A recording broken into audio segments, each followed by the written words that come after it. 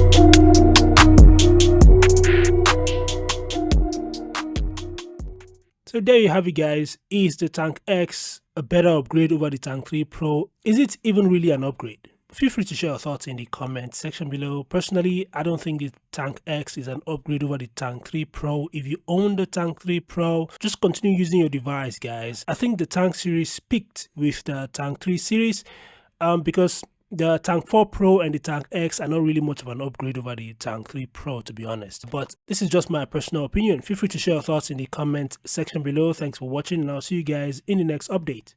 Peace out.